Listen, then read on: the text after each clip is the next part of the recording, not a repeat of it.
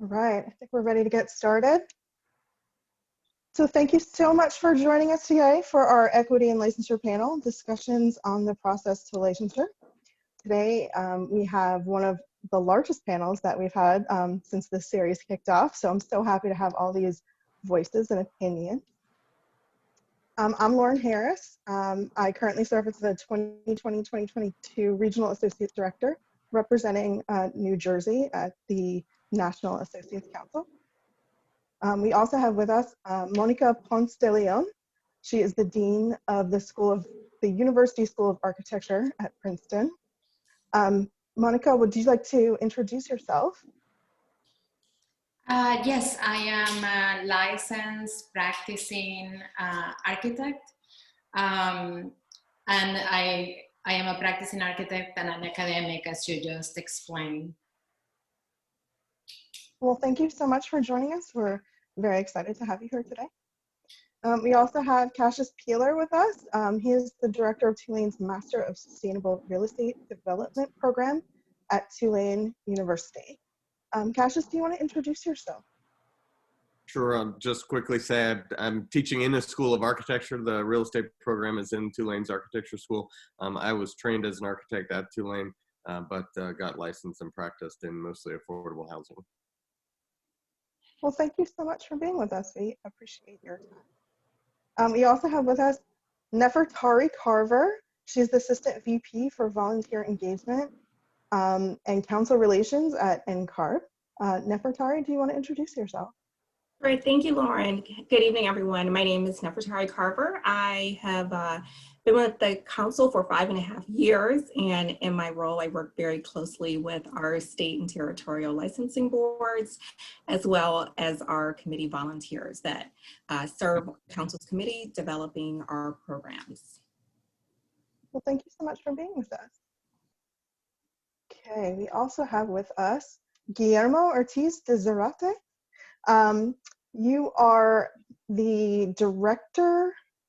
I'm sorry, I lost it. I will let you. It's okay. Yourself. I was promoted a few times. I'm currently the Chief Innovation and Information Officer at NCARB. I am an immigrant from Argentina.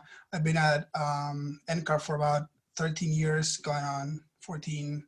And you know, most of what I've done at NCARB, you probably have seen in the form of the information systems that you've been using, from the AXP apps to even the original NCAR by the numbers.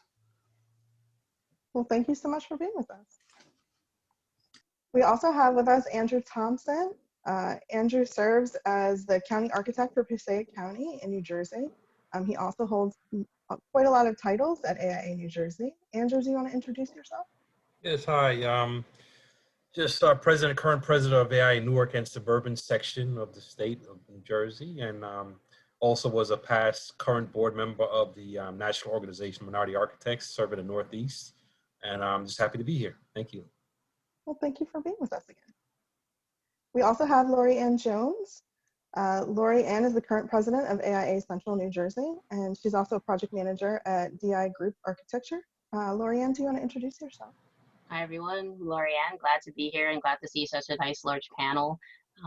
Very passionate about mentoring and furthering our profession, as you can see from some of the things that I've gotten involved in recently.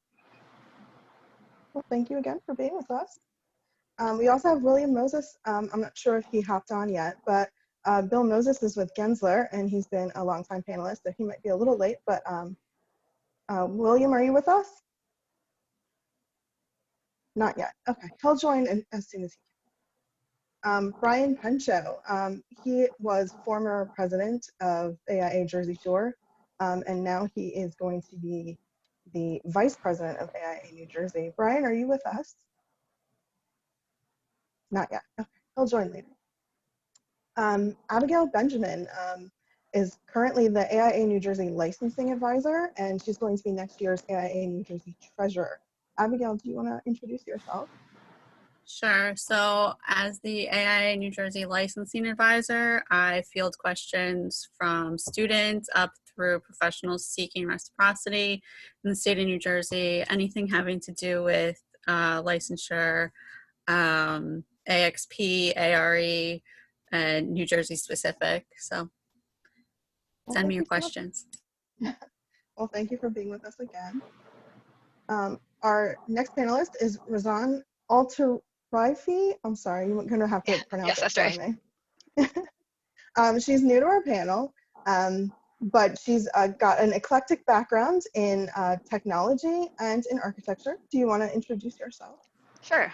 So I'm currently a design applications technician at Ferguson Will in the DC office. I graduated with a master's of architecture from Georgia Tech in 2019, so I've been in the profession for about a year.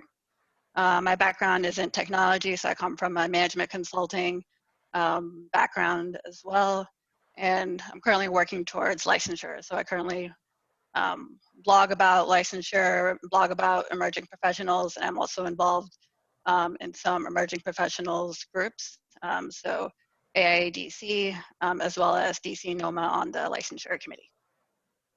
Well, thank you so much for being with us. I really appreciate it. Absolutely. Our next panelist is Bill Brown, former AIA Newark and Suburban president, AIA New Jersey president, and New Jersey NOMA president. Bill, do you want to introduce yourself? Sure. Good evening, everyone. My name is Bill Brown, and I currently have my own practice, and I'm working in Jersey City for the Hudson County Engineering Department.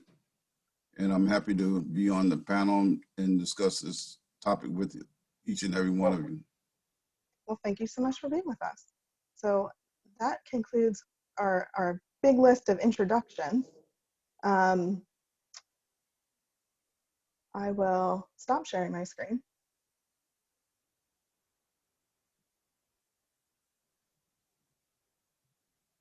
And let's get started. So the first thing that we're going to talk about is what kicked off this entire panel. The sixth series of the panel was the statement from Monica Ponce de Leon. It was a very controversial statement.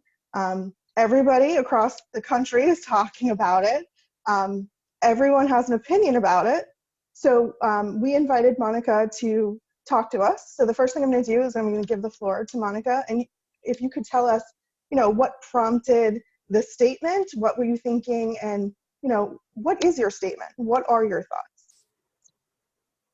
So I really want to thank you, LoriAnne, for inviting me to participate and for giving me the opportunity to present my point of view.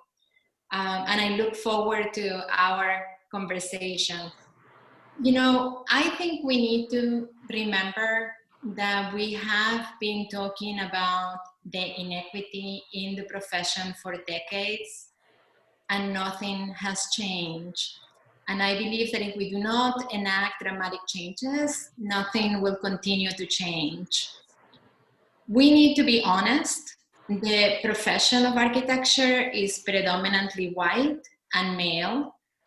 I think I don't have to tell this panel, but I do want to tell our audience that only 2% of all architects are Black American. In 2008, that number was 1.5%. If you do the math, at that rate, it will take 240 years for the profession to look like the rest of America. I, for one, think that that's appalling, and that obviously we cannot wait that long. If we focus on Black women, the picture is actually more dire. Black women comprise just under 0.3% of all architects. I know that this is a sensitive subject. I'm a licensed architect. I'm NCARB. I belong to the rare 1% of Latinx architects. I'm the first to go to college in my family, and my family was very proud of me when I became licensed. And I worked hard to get my license, and definitely licensure has been empowering for me. But I know that it has not been this way for many. So what do I think needs to change? I believe that we need to eliminate practical training from the process of licensure. I believe that practical training is an exclusionary tactic. that serves nothing but to maintain the power structures within the discipline. Architecture, in my opinion, should be more like the legal profession. When you become a lawyer, you do it by going to an accredited law school, and then you take the exam, and then you become a licensed attorney. I think we should do the same in architecture. I think that after graduating from an accredited program in architecture, our students should take the ARE exam and become licensed. I also think that we need to stop talking about the path to licensure. Currently, it's not a path, but a series of roadblocks. According to NCARB itself, it takes 12.7 years on average to complete the core requirements for licensure. This does not take into account the number of graduates that never complete licensure. That's only how long it takes for those who do complete it. How can we say that this is what we want for the architecture profession? Now, why do I believe that the requirement of practical training is the problem? Let's look at the history of licensure. Calls for licensing in many professions, not just in architecture, emerged during Reconstruction. And there's actually a great deal of scholarship about how licensing was used as a tool to discredit Black skilled labor. Architecture is no different. And within that legacy, the requirement of practical training is particularly disturbing. Apprenticeship was a key component of the Southern Black codes. For those of you who are in the audience, the Southern Black codes were the 19th century laws that were passed in the Southern states after the American Civil War as a way to restrict the freedom of Blacks. So, in my opinion, to reverse this legacy, we need a system of licensure that acknowledges the gross inequities of the profession and that is designed to remedy them, not a licensure system that perpetuates them. At the turn of the 20th century, the emergence of architectural education at the university was intended to replace the apprenticeship model. Education was intended to make the profession more accessible. But in the 1920s, practitioners, most of whom had never attended the university, expressed concern that graduates did not have enough, quote, hands-on training. And so began experience as a requirement for licensure. At the time, the biggest concern they expressed was life safety. But yet there is actually no evidence that working for another architect for 3 years has made buildings any safer. However, at a fundamental level, practical training has ensured that those who are licensed have de facto controlled who can or cannot get licensed.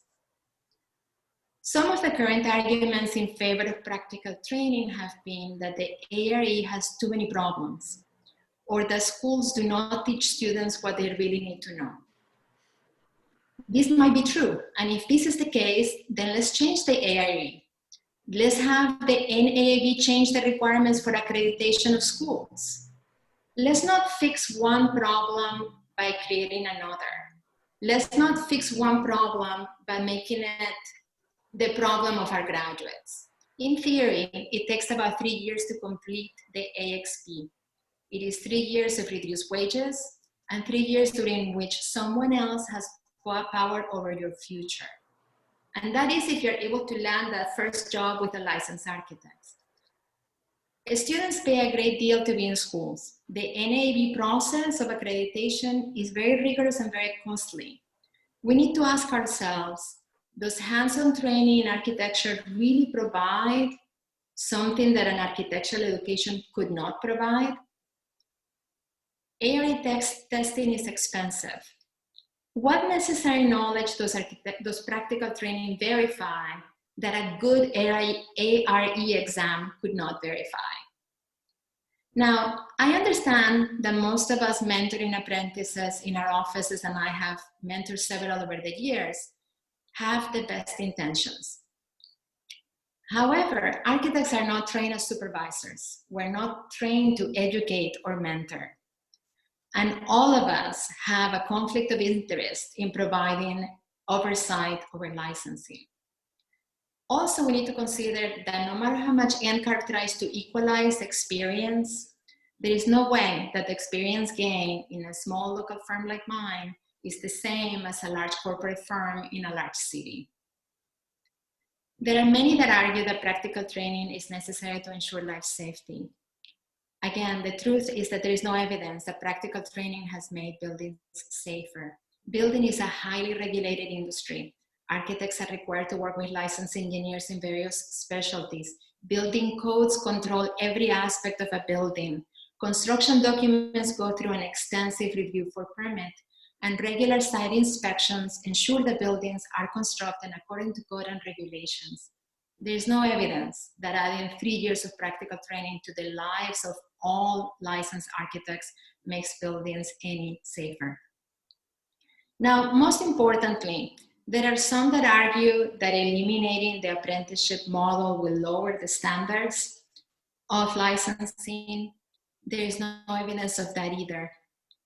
Some have argued that it would undermine public confidence in the profession.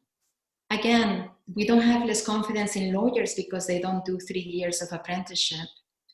I would argue that if we want to gain the public confidence, we need a profession that looks like the public.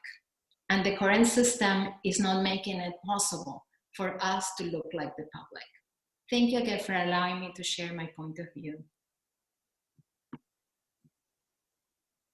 Thank you so much for sharing. There's another point that you had made in your statement about data. And can you explain a little bit more about that point about data? So I think that if we all had at our fingertips the fact that Latin American architects make up 1% of the profession, and that 20 years ago it was recorded as 0 because it was less than 1%. If we all had the data as to how many women are Latin American architects, I think we will see how slow change is, and we will be embarrassed for the profession. This is true also of academia. I'm a big proponent of having the data in academia published, of having us speak about the data, of having us speak about how much change we have seen in our own schools, in our own student bodies. If we don't talk about it, then it's as if it's not there, as if it is not happening.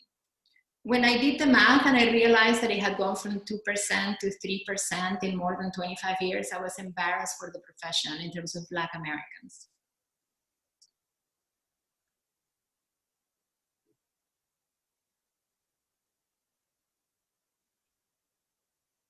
Lauren, you're muted.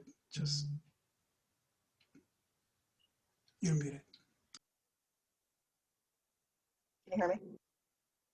Okay. So a lot of those points are very controversial. So I'm sure everyone has a lot of feelings and a lot of thoughts that they want to express. But I think we're going to tackle the data portion because we start slow and we get on to the more controversial topics. So we did have the opportunity to discuss in depth the 3-part process: the NAB accredited degree, the AXP, and the ARE, and we really dove into that in a reality situation at the candidate level. Like, how does the candidate feel? What does the candidate do? So this panel is all about at a system level. Is it working? So I want to go ahead and share my screen again because we're going to talk about some data.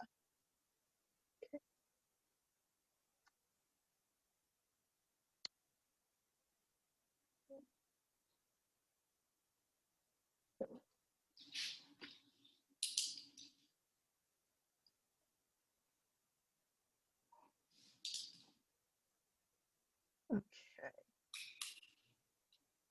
So let's talk some data. Okay. So this is the data from the 2020 NCARB by the numbers. And this is an overview. 12.7 years to complete the core requirements for licensure. The average age of people who are completing are 32.5 years old.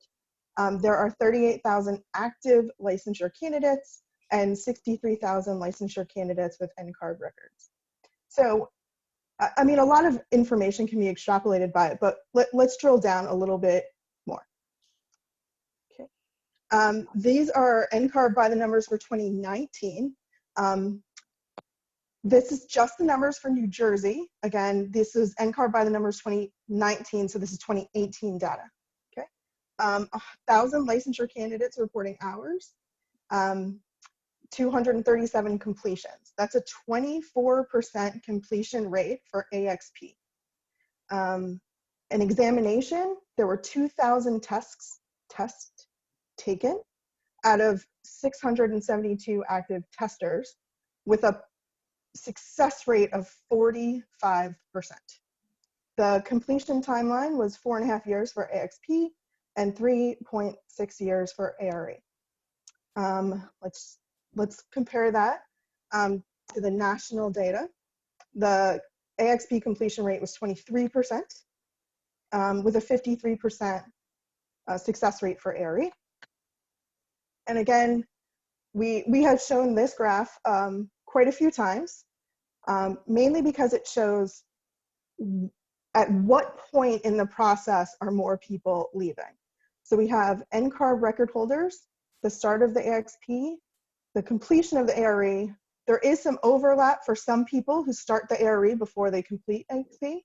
And then there's ARE completion, completion of the core requirements, and completion of NCARB certificate holders. And, you know, any color that is not that peach color is what we would consider someone who is not Caucasian. So there is very clearly things that are happening based on race. So this data was presented by Razan, our panelist, and I'm going to let her present some of this data, mainly because I want to show you that she reinterpreted some of the NCARB data to show you what's happening at historically Black colleges and universities, and the pass rates by division, and how they are going down every year. So I'm going to stop sharing my screen. I'm going to let Razan talk a little bit about the data. All right, thanks. So what I did was I basically spent a lot of time on the NCARB by the numbers website. Because I came into architecture from another profession, just, you know, I'd done a lot of research before I decided to pivot careers and was trying to understand what was the road ahead of me. And then once I got into the process, I really wanted to understand why is the area the way it is right now and understand the context of where it stands compared to ARE 3.0, 4.1, and what are the changes that have been made and why.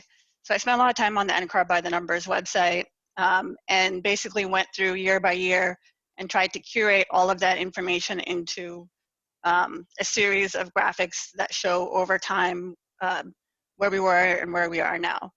The first thing that I noticed was that the pass rates in general, if you just look at them overall, have been consistently going down. Just looking at NCARB's numbers, looking at the NCARB by the numbers from 2013, NCARB said that the pass rate for all divisions of the exam over time has hovered around 70% since 1997. We've seen that it's just under 55% currently. And with every new division, it's jumped down a lot. So for 4.1, it was, you know, between 60 and 70. For 3.1, for 3.0, it was in the 70s and above, close to 80 a lot of times. Before that. And so I started looking at this data. I tried to understand why is this happening. You know, with ARE 3.0, 3.1, there was a lot more divisions than there currently are now. So I think we went from 9 divisions for ARE 3.1 to 7 divisions, with 4.0 to 6 divisions. You would think that less tests, you know, that should be a little bit easier, but there's more content. And I think because of that, and also we've kind of shifted, it's gone from being kind of a subject-based exam to it's covering a certain segment of the design cycle. And it seems that candidates are having a little bit more difficult time understanding what exactly is the material covered in each exam. One of the things that I was noticing is a lot of the data that I'm curating from the NCARB by the numbers website that itself is curated data, right? So they're providing a certain story, a certain amount of information, and for the most part, you don't really get a glimpse into the database behind that. So I went through and I was manually extracting data from every year that I could. I think it would be super beneficial if that information was kind of, you know, all identifying data was cleaned up, it was kind of sanitized and normalized, that, you know, someone could look up and see how I did in 2019, for example. But if that database was made public, then people who are experts in data analysis and data visualization could go through and get meaningful information from that data, and then begin to actually make policies that make sense and make changes that make sense based on the data. I think all we have really to look at right now is this curated information that is a little bit limited. So even things like the demographic information that I think the dean was mentioning, there's certain parts of it, but when I was looking specifically at AREs, I would love to have demographic information around ARE pass rates. And more information just around schools. So I went to the website, the page that lists ARE pass rates by university.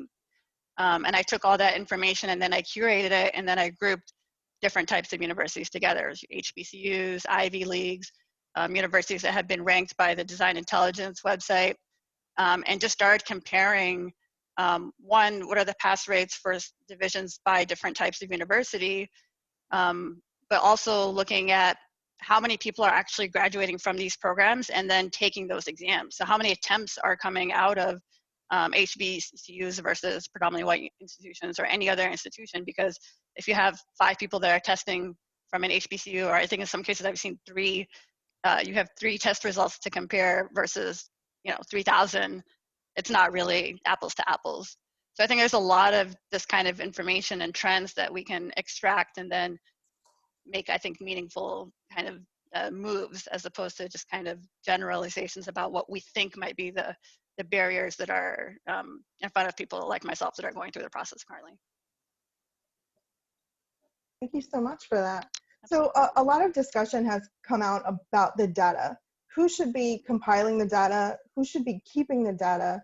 How do we make sure that this data is impartial and can actually be beneficial to everyone when we're saying, can we make valid arguments that what we are doing is successful if we're just curating the data to see the information that we want to see? Does anyone have any thoughts around data collection? Well, if I may, I have many thoughts. Thank you for the work that the both of you, Roseanne and Monica, have done.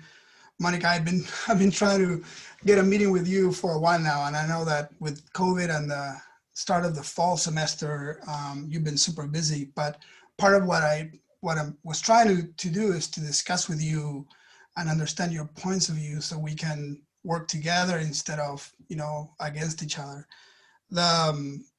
Roseanne, nothing gives me more pleasure than see, you know, other people use our data to investigate and try to get to a common sense. The origin of NCARB by the numbers was that we were sitting on a ton of data back in 2009, and nobody was doing anything with it. I have to say that back in those days, the data wasn't very clean. There was a lot of paper forms. We did first a lot of work in cleaning the systems, in hygiening the data, in actually creating systems that would support the rules along and help the candidates along the way to walk this fine line between regulating and protecting the public and actually facilitating an experience for the candidate that was, you know, something that we're all looking to have in the age of Google and Amazon.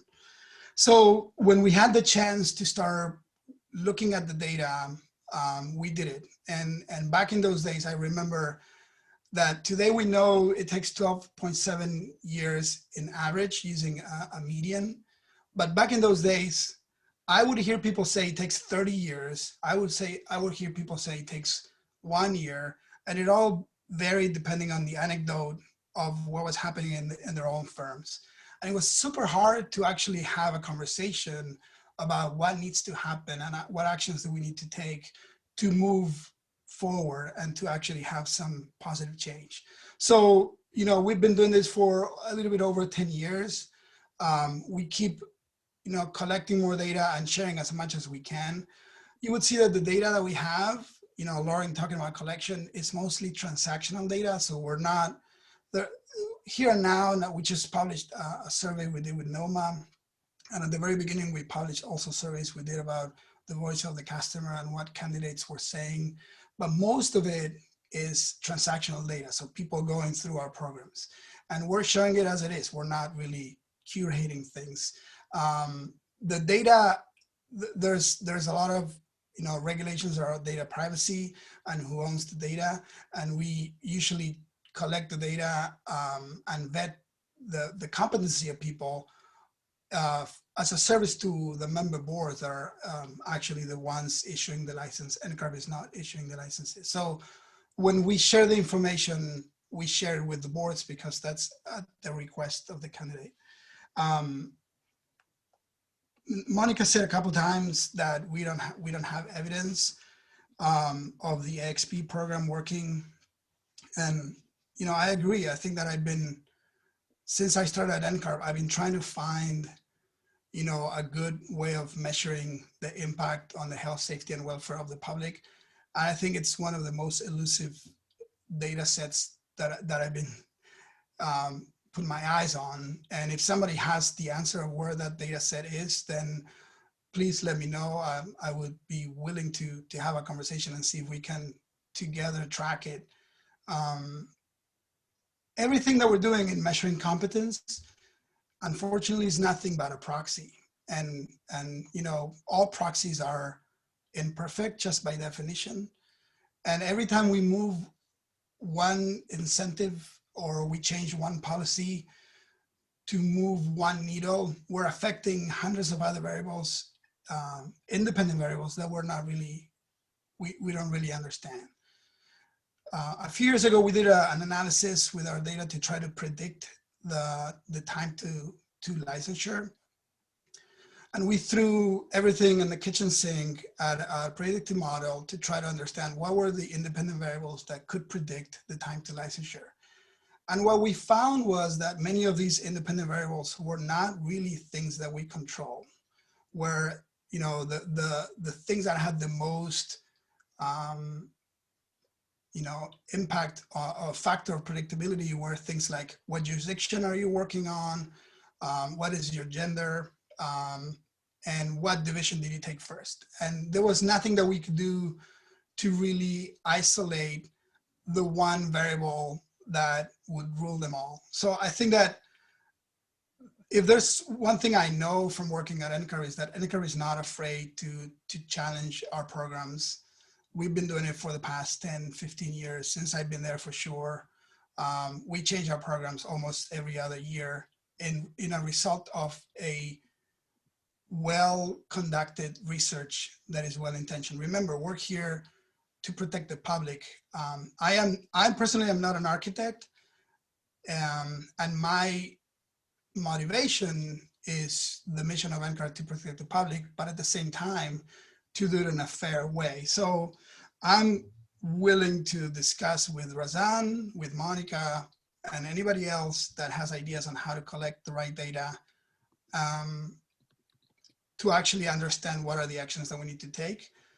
And that includes not only AXP, of course, you know, the NAVA credit degree, I think in my view, it's also an impediment to people of color and you know, minorities to get to the license. So I don't know, I feel like we can collaborate together and find a way forward. So let me ask any of the other panelists, how do you feel about data? Do you think NCARB should be the keeper of its own data, knowing that there are privacy issues involved? But do you think that there should be an independent body or an auditing process that offers transparency when it comes to procedures that affect equity?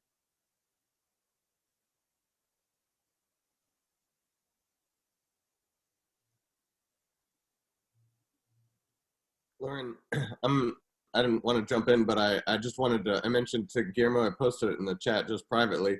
In 2003, there was a large-scale study funded by NCARB, specifically looking at the effectiveness of IDP. It was published in the Journal of Architecture Education by ACSA, in part because the results basically said there was no difference, there was no reason to have IDP, there wasn't a statistically significant difference in the experiences of IDP versus non-IDP candidates. That's the only study that I'm aware of that has ever looked at IDP, and I don't know why with that result there certainly hasn't been more interest in pursuing that.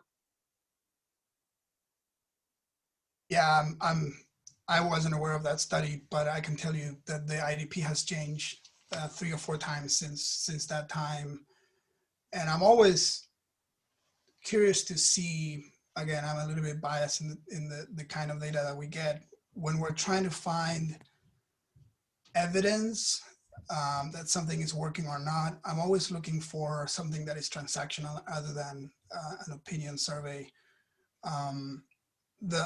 The evidence, the data we're pushing forward is all around how our candidates are going through our programs, and we're being as transparent as we can. I think that we can always be more transparent, and I'm willing to have that conversation. But what we're lacking is, on the other side, you know, Monica said it when she said that the built environment is super regulated with codes and with other learned professions that also have their own license requirements. But what is the impact on the health, safety, and welfare of the public to have these programs or not having them? And that's, we don't have the data. I once was very close to having an agreement with a insurance company on errors and emissions to see if we could share data with each other around small claims, because the reality is that buildings don't really fall in the US, but that doesn't mean that there's not, you know, hundreds, you know, thousands of HSW problems that are a result of maybe competence. And where is the data? There has to be some of that somewhere that we can use to then have a feedback loop that we can use to then, to Monica's point, find the evidence and tweak the right levers. I think the question is, why are we doing what we're doing? Why do we have the current system? What are the roots of the system? And do we really want to continue to perpetuate it? And if the reasons for the system are because there are gaps in architectural education, gaps in the exam, and we can agree that there are gaps everywhere, do we really want to require people, real people, to spend 3 years of their lives, setting aside 3 years of their lives, which NCARB actually tells us that it's more like 4.5 or 4.4, but let's just, if you're really good, I did it in 3 years. If you're really good, you can do it in 3 years. Spend 3 years of their lives working at a lesser wage, and postponing getting a license. I think we really need to look hard in ourselves and say, well, the system hasn't really worked well for everybody. We know that it hasn't worked well with everybody. The numbers speak for themselves. So are we willing to reconsider the system? And are we willing to really look hard? It's hard. I know it's hard because I worked very hard to get my license, you know. I worked very hard to pass the exam. I worked very hard to do these things. So it's very hard for me to say, hey, maybe even though I worked very hard and I did these things, maybe they're not the right things for everybody. And just because I did it doesn't mean that everybody has to do the same. Can we find a way to reimagine, to reconsider the process of licensure so that it makes it possible for people that have different life contingencies, people from different backgrounds, to actually get licensed, so that architecture actually, again, begins to look like America. This is really, for me, the question. The question is not how do we prove that the current system is the right system. I think there's a lot of evidence that the current system is the wrong system. You can't have a discipline where that is so radically different from the rest of America and think that is the right system. There is something fundamentally wrong with the system. Monica, if I may. So, and again, for me to say that somebody needs to work, what is it, 5,000 and something hours for somebody else in order to acquire experience, because supposedly architectural education doesn't give us what we need. Okay, then let's fix architectural education. Our kids are spending a lot of money on schools. So I think we really need to ask the hard questions. Is the system really the right system? And what are the moments in the system that are really a heavy lift? 5,000 hours working for somebody else, that's a heavy lift. I'm not saying that practical experience is not good. Practical experience is good in every aspect of life, right? Even to be a manager in a store is good to have practical experience. I'm not saying that practical experience is a bad thing in and of itself. I'm asking the question, does it really need to be a requirement for licensure? Because that's a heavy lift. For a woman to spend that number of hours when, and I'm telling you this personally, I had my babies first and then I did my hours. That was not easy. That, you know, going back to work after you had the babies is not easy. So, you know, it's a really heavy lift. If you don't find a job with a licensed architect, then you'll never become a licensed architect. If you know, I have students that graduated from Princeton who don't look like the typical Princeton graduate, and they had to leave the country in order to get a job with an architect. And that doesn't count for licensure, right? So they come back to America and they can't work as architects. What do I do? What do I tell those students? So I think that there are fundamental questions that I would like us to dive into. Monica, the answer is yes. We are looking into our programs, and not just AXP. We're looking into every requirement. So why just stop at experience? I think you're zeroing in just one of the requirements, and we are not. We're actually looking at all of them. We have used at least 4 years of a committee called the Futures Collaborative that has been looking at how is the practice of architecture happening right now, to understand the collision of the different disciplines in the practice acts, and what does really happen in a firm, and are all people wanting to get licensed? Are there roles in the architectural firm that actually don't require a license? Are people choosing different design practices other than a license? Is the one-size-fit-all license the appropriate one? We're asking all of those questions. And the one thing I can tell you is that Guillermo, you're scaring me, because behind your description, I hear different classes of architects, and those who do certain things will belong to one class, and those who do others will belong to another. This description is actually worrying me. I think you're projecting, you know. All right, let's take a time out for a second. Let me finish. I just want to ask a question about, I'm interested in the data that Razan has presented, and I'm just curious how open is NCARB in trying to drill down some of those numbers, because I would like to understand those the criteria. But I'm sure most of you have heard about IPAL, where they can students can combine their experience in ARE and take it while they're in school, and I think that's a compromise to cut down the hours. I agree with Monica 100%, but I think this is an effective way of cutting down the time, and so it creates an easier path to licensure, and they won't have to spend a tremendous amount of time, because it's economical. You know,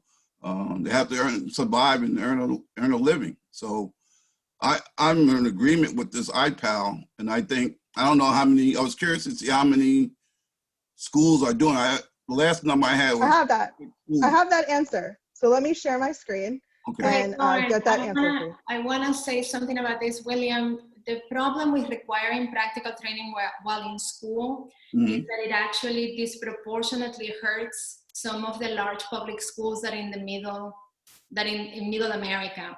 So a lot of the public schools are in college towns, and there is not enough architects within driving distance for the students of those schools. The University of Michigan, for example, is one. So I fear that I mean, this is one of the reasons I'm arguing just eliminate practical training, because we're going through acrobatics to make it happen and to make it possible, and it sounds good, but when you actually look at which schools will be able to do it and which schools will not be able to do it, a lot of the public schools that are more affordable to students actually would be the ones that suffer the most. So what would be lacking in that, in your scenario? So architects within a driving area of those schools that can provide the practical training to the students. You can do it through Zoom or something like that. Well, I was going to say, so I went to Georgia Tech, but I was there as a fellowship student. And so because of that, I was not able to get any experience working part-time because I had duties to the school in order to fulfill. That was the only way that I could pay my way through school. And so because of that, after a 3.5-year master's program, I had very minimal AXP hours because the majority of my hours were in an administrative role to fulfill my fellowship requirements. So I think that put me at a disadvantage behind a lot of my fellow classmates that graduated almost done with their AXP hours. I was thinking about, how architects community could serve like juror to give the students like scenarios in some case like that. If you have a travel distance, you can have like 3 to 5 architects, train a candidate and give them scenarios to help fulfill those hours. But So Bill, let me answer that question for you. So, as I stated before, I'm current president of AIA Newark and Suburban, but also was a board member of NOMA. I've been with NOMA for about over 25 years. I've mentored a lot of Black women and men through our organization. And one of the things that Bill's talking about is that through the mentorship, our mentorship looks first as a student in school, and then looking from when they come out of school, going toward the licensure. Personally, I can tell you when I became licensed, there was no IDP. But the funny thing is when I was just about to finish all my requirements for putting in my paperwork to go for licensure in New York State, the IDP was made mandatory. But going back to, how to get students to get the practical knowledge, we have a lot of young people today. I know a few young people I mentored that actually did some work in firms while doing their exam, got their license, and as soon as they got their license, they went and started their own firm to go after their own work.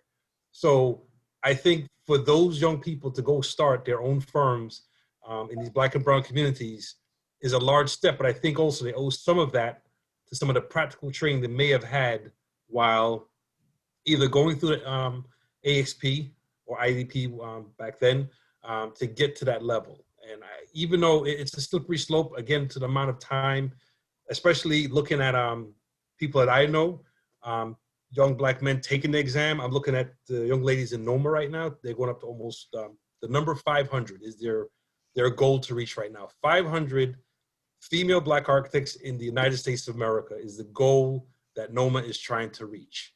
There is the Directory of African American Architects that you can now access on the NOMA website. And it'll show you the amount of licensed architects throughout the region. Again, being in the organization for over 20-something years, I have not seen that needle move too much. Another point I want to make too is I think when I was taking an exam back in the 90s, there was also a requirement, and I don't know if it was New York State or any other jurisdiction, but I know the New York State Education Board would allow anybody going for the exam to do 10 years of apprenticeship. Yeah. You didn't have to go to an accredited school. Yeah. You just had to do 10 years. And once you finish your 10 years, you could sit for the exam. I know 2 people that passed and became licensed architects that way. So there's a lot of things to talk about tonight. I think, talking about the data is one. We're also talking about how, to put this model in practice to get these young people on the path to licensure that they need to do, and also get these students out there as licensed architects to come and affect our communities right now, which, we're having a lot of this, civil distress and so on. Some of these buildings are getting destroyed. I mean, I know the young man in Minnesota, everybody has to try and make a change at some point. I'll leave it at that. Could I ask Nefertari to maybe tell us a little bit about the way that model law works and how change happens at NCARB? Because I think that there's, what I'm hearing is a misconception that we make the rules and we make all the decisions. Could you tell us a little bit about that? Yeah, thank you, G. I'm happy to clarify that, because in this conversation, there's a lot of NCARB sets the programs and NCARB creates the rules. But NCARB, we are the national organization, and our members are the 55 state and territorial licensing boards. So our role is to develop these programs with the input of hundreds of volunteers every year. And those volunteers, they end up creating what we call our model law and model regulations. And that's what the individual jurisdictions look to when they're deciding setting the policies of who gets licensed in their jurisdictions. So, you know, NCARB, we are not the arbiter of who gets licensed in New Jersey or New York or Pennsylvania. We just set the standards with the input of hundreds of volunteers. Some of those are people who sit on state licensing boards, and some of them are not. I see in the Q&A, some of the folks that are joining in today have served on our education committees or our experience committees. And so, you know, part of what we're looking at right now, going back to the topic of diversity and equity and inclusion, we have a huge effort right now underway to try to promote diversity on those individual state licensing boards. So, you know, those are the people we have. There's about 433 board members. They're appointed by their governors in most cases. In most cases, they're appointed by their governors with the input of local AIA components. So everyone in this discussion could be a part of that decision-making process that sets the policies about all these programs that we're discussing today. So I always feel like it's important to sort of just level set in these conversations, that it's not NCARB writing the ARE, we're not setting the AXP. It's really up to what each jurisdiction decides to put in their statutes and their regulations that govern how people get licensed. But let's just flatten out. Hold on. Okay. There are 55 jurisdictions. They've all agreed that your system is the system. So let's not say that there are 55 different systems. There's just one. No, there are. If you go into our website and you see there's a section on rules and requirements for licensure, you can see that there's 55 permutations. You know, like it really, the permutations are in the millions. There is not one way of getting something done. I tell you, when the NCAR volunteers came up with a streamlined version of the AXP, which brought the hours down from 5,600 to 3,740, and that required a vote on the floor. So all 55 jurisdictions had to agree to make that change. But that didn't mean that then all of them would adopt it, because in many cases, they have to open the legislation. They have to actually go to the legislature and ask for that change. And it took hours and miles of driving for Nefertari and her team to actually, you know, influence that change of shaving the hours, the 1,800 hours for most of them. And I think we're not, Nefertari, remind me, I don't know if we have all 55 now, but we're close, right? Yeah, right. So for example, when we moved to AXP Streamline, it went through a rigorous committee process. And then it went before our membership for a vote. And so we updated in our model law that instead of requiring 5,000 hours, it's 3,740. But that doesn't automatically make the standard for all jurisdiction. Then part of our role in council relations, we are actually going out to each of these licensing boards and trying to encourage them to change their regulations, or some cases change their statutes to come into alignment. So it's not just NCARB in DC, it really starts at the licensing board level. Yeah, so can I build on that for a second? So I was gonna point out that we are one of those states. So like New Jersey requires the 3 calendar years of experience on top of the AXP requirement. So it's, and at that point, it's not NCARB who's dictating the full experience requirement, it's our state board. Right, so to Monica's point, if Monica convinces, you know, NCARB to or someone to eliminate the experience requirement, that doesn't mean it would happen automatically. It would take probably years. I don't actually think it would ever happen, because I think that the pushback from the licensed architects in the licensing boards will be too big. Maybe I'm wrong, but I just want to clarify that But Guillermo, like, let's be clear. Are you saying that there's just no point to it? There's no point to having a discussion about fixing inequity? No, we because change all. No. What I'm saying is there's more than a point. We love these conversations, and we want to be inclusive. And Nefertari, I don't know if you noticed, effectively invited all of you to apply for a volunteer for our committees. And we would love to have Monica be part of that, and you know, steer the pot and actually bring her evidence and her points of view, so we all together come up with a standard that we think will move the needle. What I'm trying to say is that even if we do come up with a standard that moves the needle, then it's up to the jurisdictions to adopt them. And sometimes it's that piece, the last mile is the hardest one. So let me just say that what I am going to say is AIA National, which is a member organization and an employer, has partnered AACP to perform a 2021 equity audit, which would be a full-scale audit of AIA resulting in an NAACP scorecard. So that would, in essence, have a third party do an audit of all of our dealings and finances and in promotions and all different aspects, that would come up with an independent number that would say, you know, these are the areas that we need to do better. Does NCARB have an independent audit? Do they have a partner organization that's going to come up with different solutions that's going to help you do better? And if so, what are those things? Wait, can you clarify independent audit of what? Independent audit on our equity practices.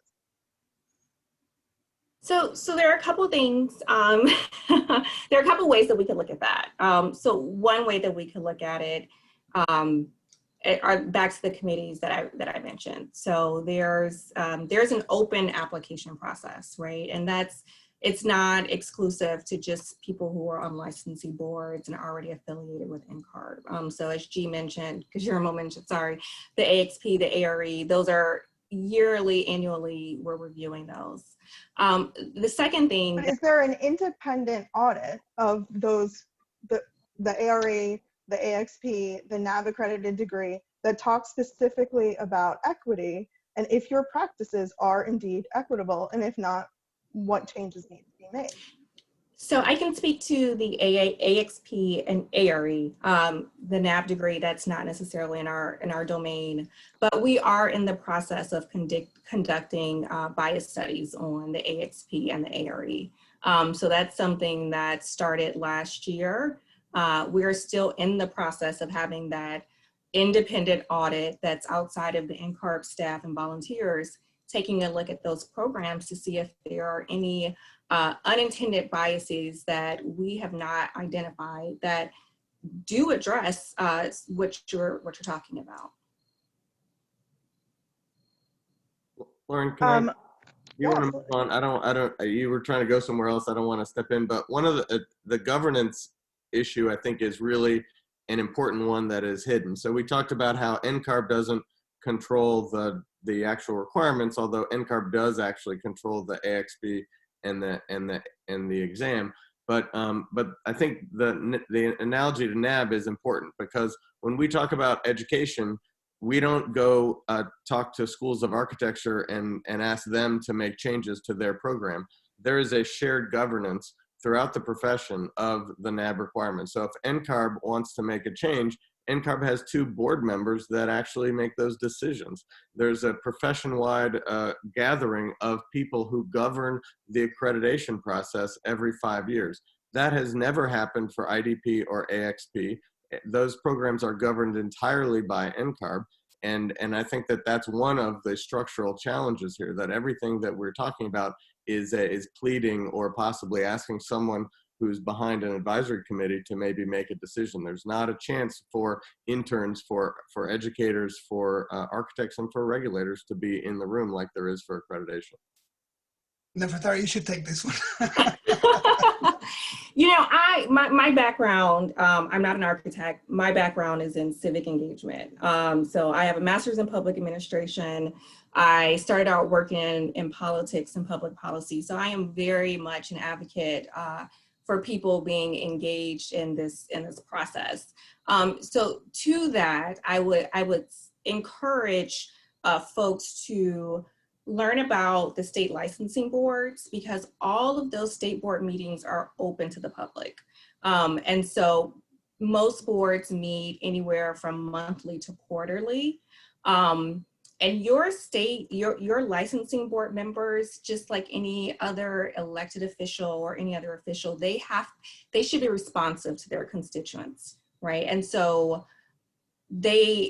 if they're hearing from their constituents, if they're hearing from the licensure candidates in their jurisdiction and the licensed professionals, it can inform how they show up to our NCARB meetings when we are in positions to deliberate over these policy changes that move forward. So it is absolutely within everyone's abilities and to have an input into this process.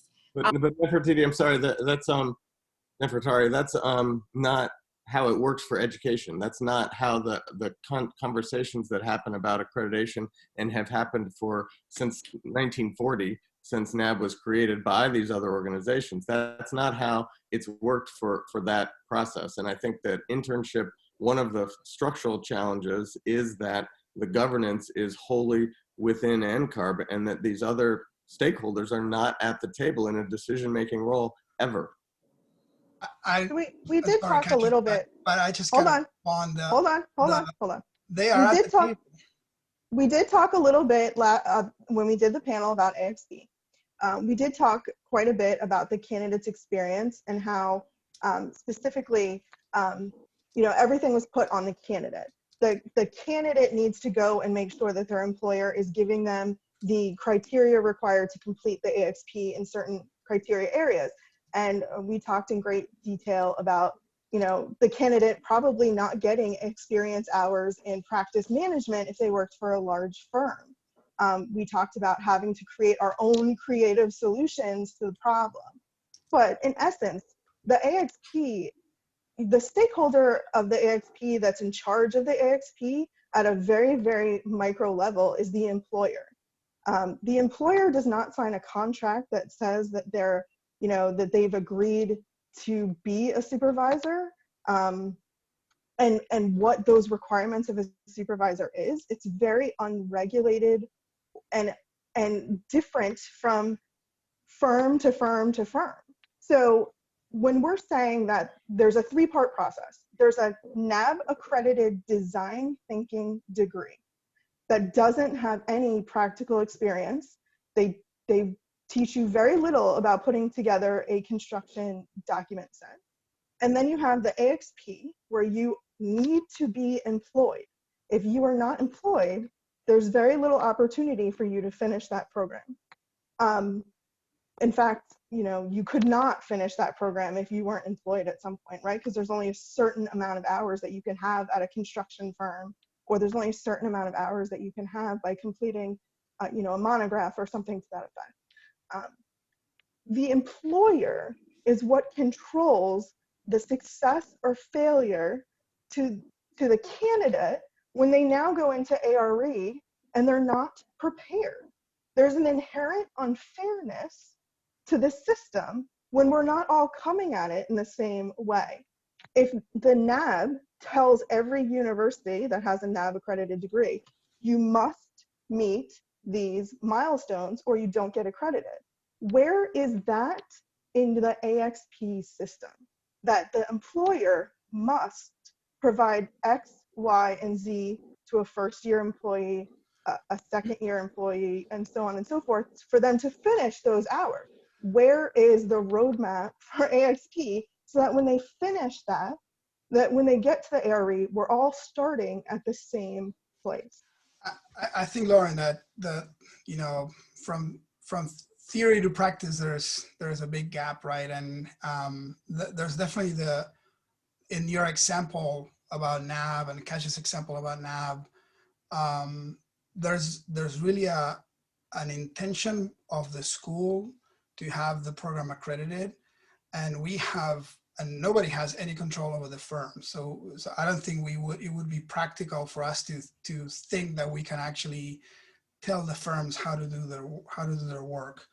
I do want to emphasize that the programs at NCARB are analyzed, researched, and they're presented and brought to the annual meeting by professionals and volunteers that are actually people that work in the academy. So we have, I don't know, maybe Nefertari can tell you the percentages, but people representing all of the schools. We have people representing ACSA, representing NAB. We have AIA. All the colleges are represented. Actually, the AXP committee has an extended committee that is actually bringing representatives from all of these bodies to actually have an opportunity to express their opinions and influence what the decisions are made. And at the end of the day, the people that are voting on these standards are the architects that sit at the licensing boards. There actually are, many of them are fellows at AIA.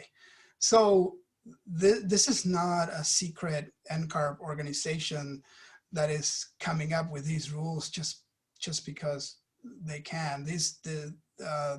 The people that are at the table are all the same people. They have, and in many cases, they have worn all those hats. They have been, as Monica said, they're practice architects. Some of them are at the licensing boards, and some of them are still in academia. So we have deans. I know like Stephen Schreiber is on the NCARB Education Committee. He's a wonderful dean. He's been an educator, but he's not there representing schools. He's there because he's also on the state licensing board. So it's wonderful that he has that experience, but he's not there. He's representing the Massachusetts State Board, I'm assuming. There's not a role in the way that there clearly is and has been for 80 years to create an accreditation process for schools. There's nothing like that. There's not a profession-wide discussion every 5 years like there was last year about accreditation. That just doesn't happen. And I think that lack of ability to have an open dialogue about it, although there's wonderful input and a lot of meetings and people spend a lot of time with colleagues and friends to talk about these issues. But at the end of the day, it's decided by an NCARB committee, and that's different from NAB. It's staffed by all the same people. So I don't know, who else do you think is at the NCARB committee? It's the same people.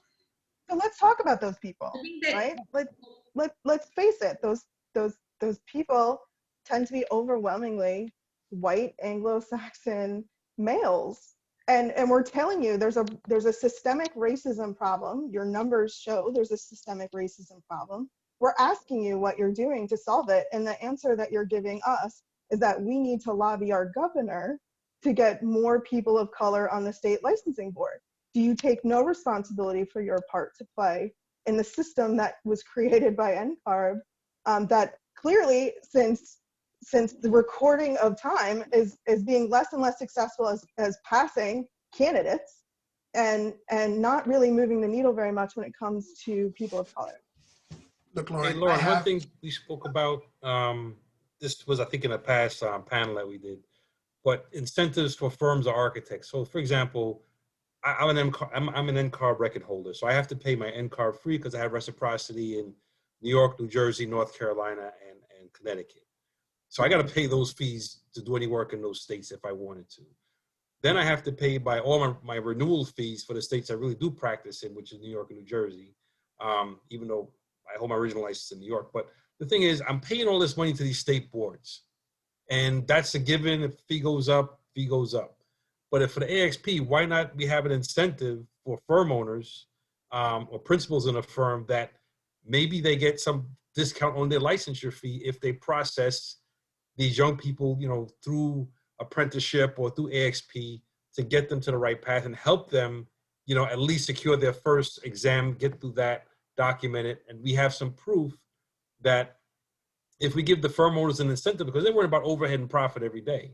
So if we give these firm owners an incentive, or principals an incentive to work with young people coming out, and also to even have a more focus if we have, you know, people of color, young people of color coming into these firms, getting their exams done again. And this is something you can go to the governor with. You can lobby them to say, let's do something about these fees, that we can make these fees come down a bit to give an incentive to these firm owners to do something right. One thing that I was wondering is, you know, if we talk about this conversation just in a conceptual level, how could we envision the scenario that was proposed as Monica described?